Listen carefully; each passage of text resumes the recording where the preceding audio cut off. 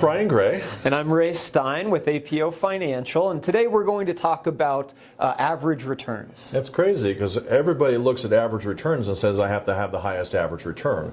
But you got to realize this, the day you retire, average returns no longer apply. And we're going to show a little example on math and why. That's right. And if you've ever wondered or looked at your 401k investments and you're trying to pick which one to choose, most people just go to the average return and say, that's the highest one over these years, I'm just going to pick that. We want you to think about this a little bit differently. You have to be very careful with that. You do. So we're going to show this with two different accounts. The account on the left is the slow and steady. The account on the right has a little more variability to it. So on the left, we have 3 years here of a 5% return. So 5 plus 5 plus 5 is 15 divided by 3 is a 5% average return.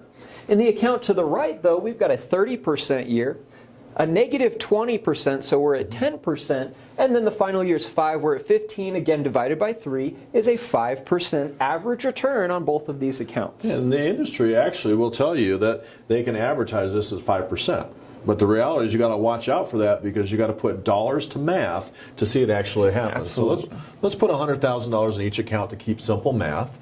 In account A, with that 5% gain, you actually have $105,000 at the end of the year one. With an extra 5% return with compound, you got $110,250.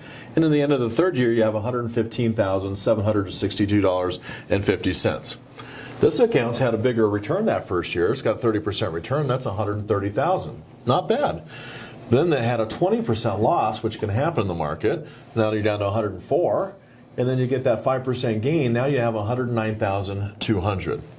This account gained $15,000, a little over. This one gained a little over $9,000. But when you take $9,200 into $100,000, that's actually a 3.1% real rate of return.